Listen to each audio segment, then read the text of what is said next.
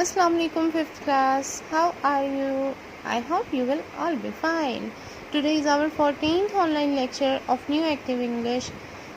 Let's start our lesson. Now open your books and go to the page number 15. Now today we are going to read a story. It's a famous story about a lion and the mouse. शेर और चूहे वाली कहानी तो हम सब ने सुनी होगी। ये तो सब बच्चों को आती होगी। चलें, आज मैं आपको दोबारा से ये थोड़ी सी कहानी सुनाती हूँ। सब बच्चे अच्छे से अटेंटिव होकर बैठे ताकि मुझे कहानी सुनाने में मज़ा आए।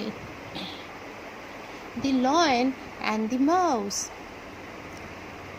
One day, a mouse went out to find something to eat. एक दिन एक चूहा कोई खाना खाने की तलाश में बाहर गया। He ran carelessly through some tall grass. बड़ी बड़ी घास में से लापरवाही से इधर उधर भागता जा रहा था। He ran into a fierce lion. एकदम से वो दौड़ता हुआ एक होनहार शेर के पास चला गया। The lion caught the mouse. शेर ने चूहे को पकड़ लिया। He held him tightly. उसने जोर से पकड़ा उसको and wouldn't let him go. और उसको जाने न दिया। Please let me go, Mr. Lion, said the mouse. One day I will help you. Please, Mr. Lion, मुझे जाने दो। एक दिन मैं तुम्हारी मदद करूँगा।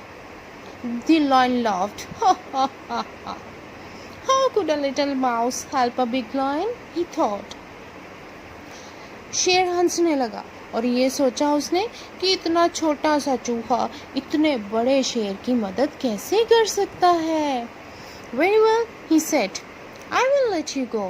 Okay, मैं तुम्हें जाने देता हूँ। I will let you go. But you must walk more carefully. आइंदा ध्यान से चलना, ज़्यादा ध्यान से चलना। The mouse was very grateful. चूहा बड़ा शुक्रगुजार था उसका। Thank you. उसने उसका शुक्रिया अदा किया। He said, You are very kind. आप तो बड़े मेहरबान हैं। चूहा जो है वो शेर को कह रहा है।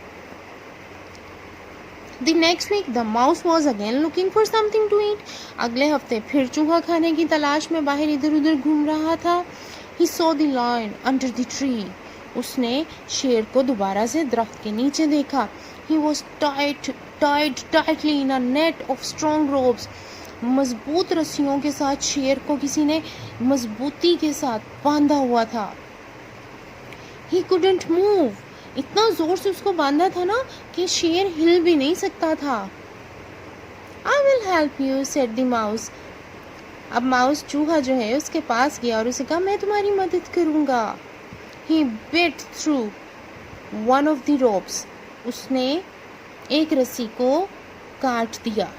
आपको पता है ना चूहे के दांत बड़े तेज होते हैं, तो उसने जल्दी से अपने तेज दांतों के साथ एक रस्सी काट दी। His teeth were sharp. उसके दांत बहुत तेज थे। Then he bit through another rope and then another. एक के बाद एक वो अपने तेज दांतों से रस्सी को काटते गया। Soon the lion was free. शेर आज़ाद हो गया। He was very pleased. वो बड़ा खुश हुआ। कौन खुश हुआ? Lion was very pleased. Thank you, he said. Thank you very much. तुम्हारा बहुत बहुत शुक्रिया। ये हमारी आज की स्टोरी थी। अब आपने put in the now look at the next question. Put in the missing word. अब मैंने आपको स्टोरी सुनाई है। अब आपने इस स्टोरी में से वर्ड्स को देख के इन ब्लैंक्स को खुद से फिल करना है। ये काम मैं आपके लिए छोड़ती हूँ। और स्टोरी अगर अच्छे से सुनी होगी, अच्छे से पढ़ी होगी, तो ये ब्लैंक्स आप बहुत अच्छे से फिल कर लोगे। एक ब्लैंक फिल करने में मैं आपकी हेल्प कर देती हूँ। A mouse was looking for dash to eat. Looking for something to eat. He ran into a fierce lion. The lion. अब आगे से आप खुद करेंगे. Okay? Now come on the next. Point revision. See what these things are for. अगर आपको याद होगा तो हम अपने प्रीवियस लेक्चर में इन चीज़ों का इस्तेमाल कर चुके हैं.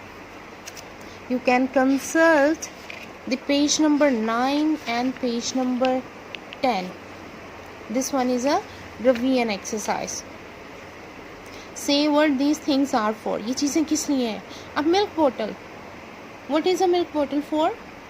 A milk bottle is for milk. दूध की बोतल में दूध डालते हैं. An ink bottle is for ink. Ink के लिए होती है इंक की बोतल. अब आप उसमें पानी डाल के तो नहीं पीते ना. A key. A key is for opening the door, opening the lock. A hammer is for hitting things or nails. मतलब nails मतलब कील. A ruler is for measuring or drawing straight lines. A saw is for cutting woods. A knife is for cutting things, for example vegetables or fruits etc. Hope so आज का topic आपको समझ में आ गया होगा. कहानी आपको मज़े की लगी होगी. Take care of yourself. अल्लाह हाफिज़.